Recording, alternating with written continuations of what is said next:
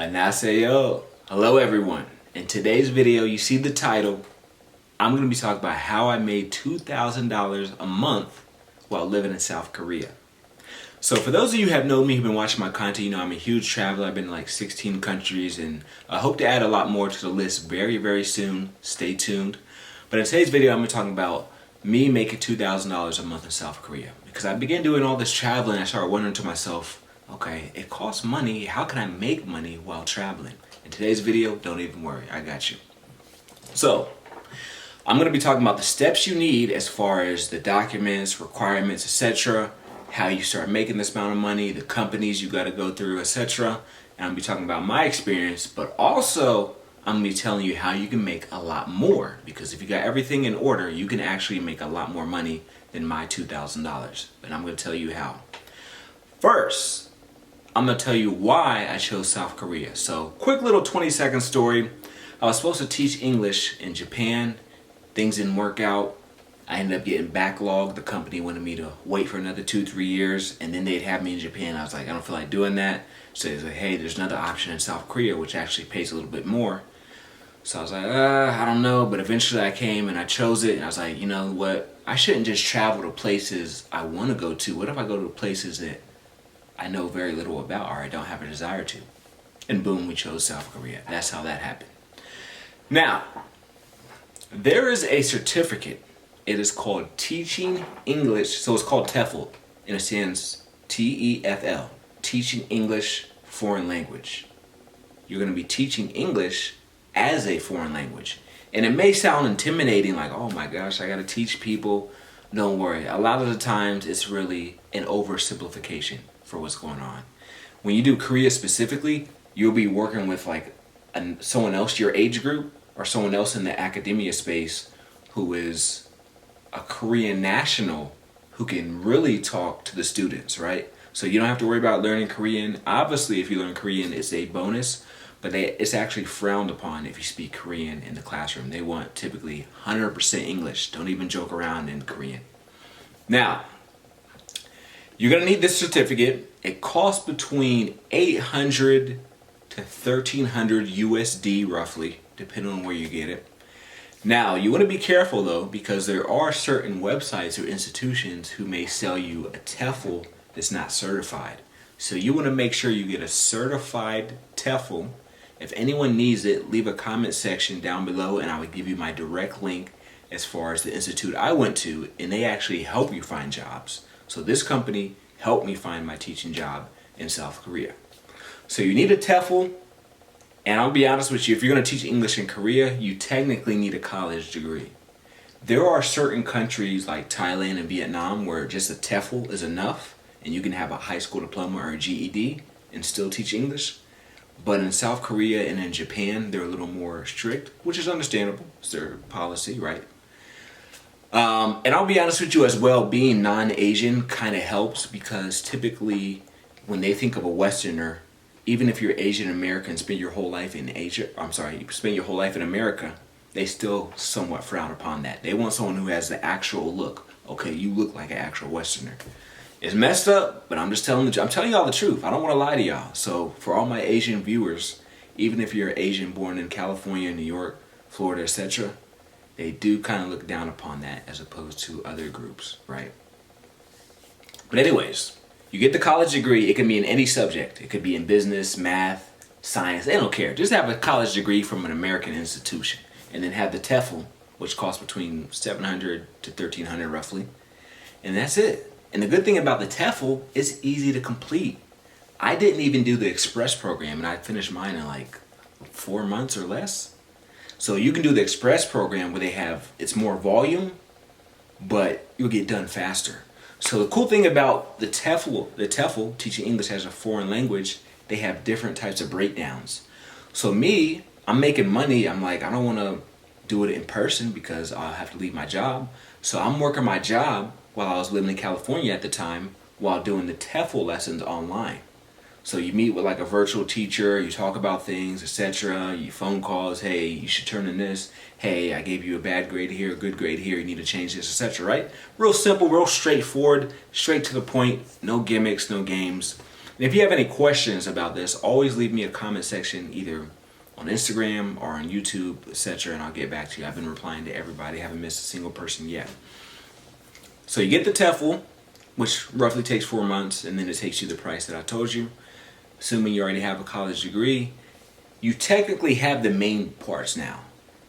The next thing you need is you have to get your documents apostilled and certified. So for example, let's say you got a college degree, right?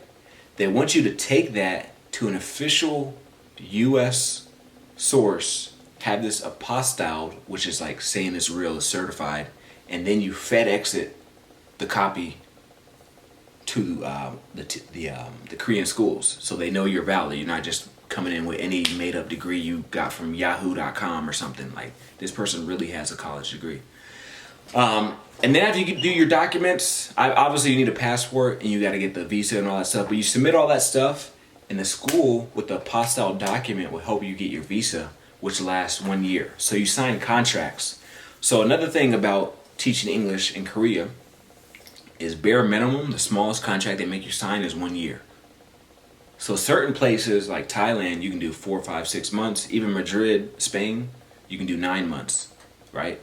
But here they're very strict. They're like, hey, because we're technically covering your flight, so we don't want to waste our money. So we need to know that you're going to be here for at least 1 year. And if you're not here for 1 year, there will be a punishment.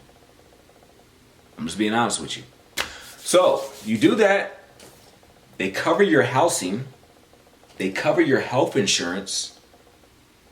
They're supposed to, depending on what school you go through, they're supposed to pick you up from the airport, make sure you get home to your home the first day, show you around the city for the next couple days before they bring you in for the official training. Certain schools have a worse reputation than others. I'm just being honest. I'm not going to name them socially on this platform, right? But if you want to know the names of some of the schools that are quote-unquote blacklisted or have a bad reputation, I'll happily share it with you. I'll be honest with you. Just message me off this platform. Message me on Instagram or something. I'll definitely give you that list. No problem. But they have schools that are private and public schools. So earlier you heard me talk about making $2,000 a month. You can make more than $2,000 a month, and I'm gonna tell you how. Let me show you this card real quick. Hide my personal information on here. I'll just show you the back. Yeah, give you an idea here. So you can get your own card. They set you up with a bank card and everything, right? So just like a lot of things in Korean and Japanese culture, there is a ranking system. So what do I mean by that? You need a college degree and you need the TEFL, right? The range in which people make money a month is usually between $1,400 and $3,000 USD a month. How and why does it fluctuate? I'll tell you why, going back to the ranking system. If I got a bachelor's degree and this person has a master's degree, are we going to make the same money? No. So they have a point system, and a lot of schools will even show you the point system before they hire you. Okay, bare minimum TEFL, then a 4-year degree. Okay, you got a master's degree. Okay, you got a PhD. Okay, you taught English for 1 year, 5 years, 10 years. Depending on all these things will determine how much you get. But typically the max is around 3,000. Like, it's not until you get to the Middle East where they start paying more than that. In South Korea, that's usually the range there. But the good thing is they pay for your housing. So $1,500 for the people who making $1,500, they're like, man, it's not much. If they pay for your housing, and if you don't need transportation, because a lot of times the school will purposely put themselves next to the apartments, so they're renting an apartment for you, and it's walking distance, 5, 10, 15, 20 minutes. So what transportation do you need? It's only when you want to fly or ride to the next city you need transportation.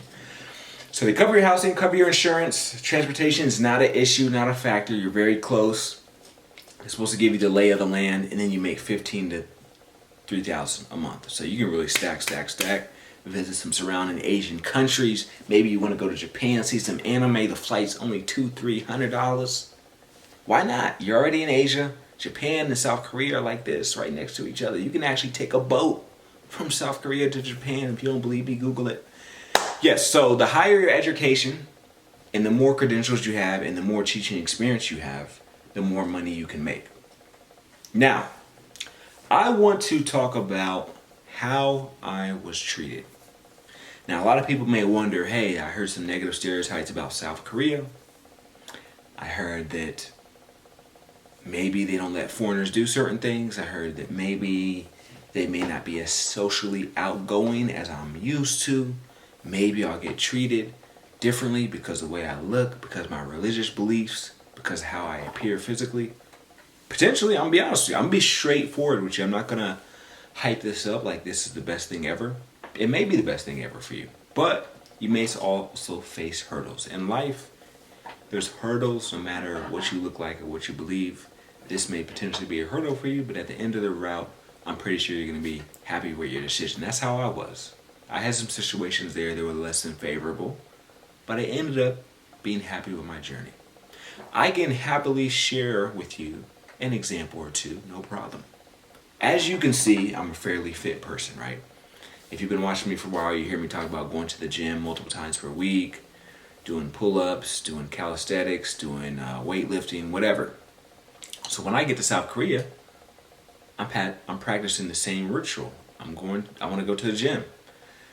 It took me 3 or 4 attempts of going to different gyms before I could finally find a real gym. And I'm gonna bear with you as far as giving a deep explanation and trying to really draw it out. I'm just tell you straightforward.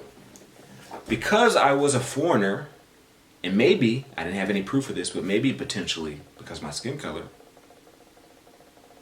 I had an issue with certain gyms. It's not until I signed up for a gym that was right next to the school, because our school, we had our English teaching school, but then we had 2 other English teaching schools right there, and then an international school.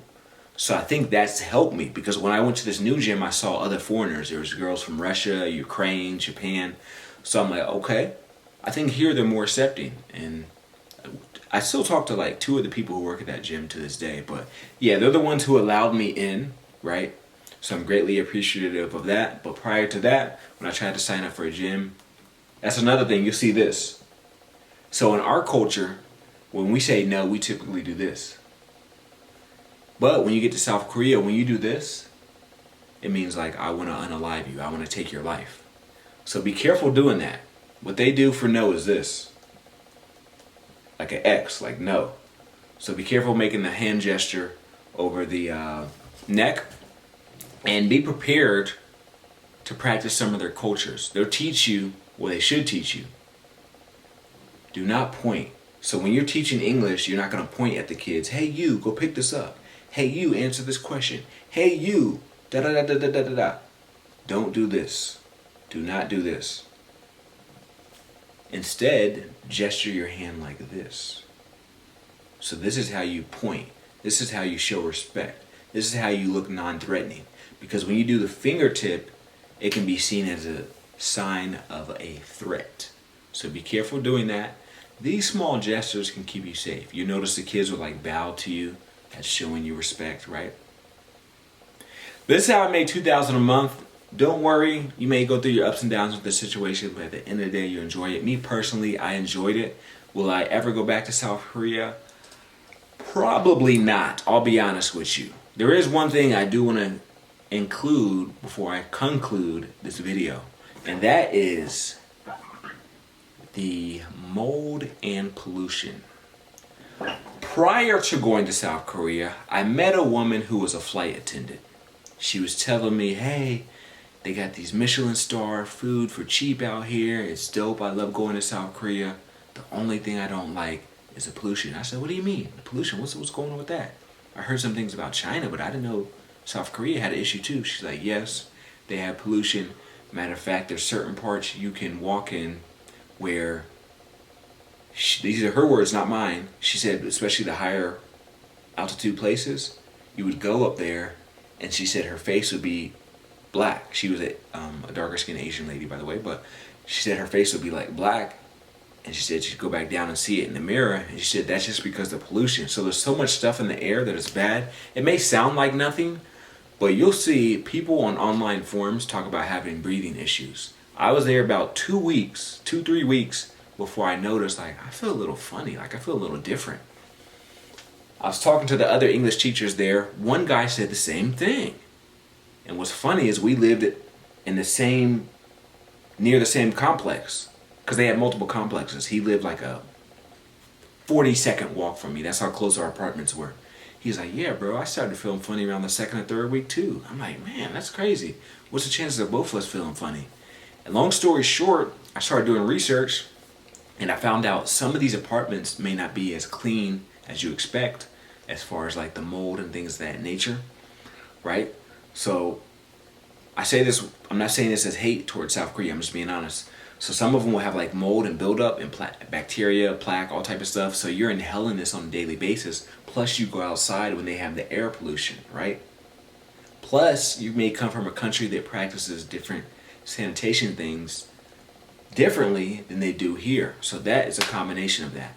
So when I was doing the online research, I saw a story about a guy who he felt funny, but he tried to tough it out. So he did his full 1 to 2 year contract. However, he said once it was completely done and he went to the doctor, he had permanent lung damage. Permanent, like no way to reverse it. Permanent. So I got scared once I seen that story. I'm like, I don't know if I can do it. And then would you know, a couple days later, I ended up throwing up in the middle of teaching English. And I had to go to the hospital, and they told me like, hey, we might have to do some further work on you. And I got so scared, I'm like, I'm getting out of here. So I booked a flight and left immediately, like 4 days later. And I felt bad for breaking my contract, but I'm having these health issues, and I'm hearing these horror stories about other people having health issues. And the other dude was talking about how he had permanent lung damage. And I'm like, I remember when I moved into my apartment complex, I remember before I moved in, they had me living somewhere else for like 4 days because they said they had some issues going on or some situations they need to fix. So I had to wait like 4 days before I got an official real apartment. And then once I finally got an apartment, I remember seeing dust around. I'm like, they couldn't even vacuum to get these there's big dust balls like this big, like huge. I'm like, they couldn't get these dust balls out of here. I thought that was kind of funny. But I cleaned them myself. But I'm thinking like, if the dust is here, imagine the things I can't see that are here. So I'm like, they may have not cleaned it as thoroughly as they said they cleaned it. So that scared me. So what I did is I was like, yo, maybe I should get out of here. And I'm going to go somewhere nearby. I went to Thailand for a couple days and I saw the difference, and that's when I realized, yep, I'd made the right decision. But if y'all want more information, just hit me up. I hope y'all have a nice day. It was a good speaking with y'all. Peace.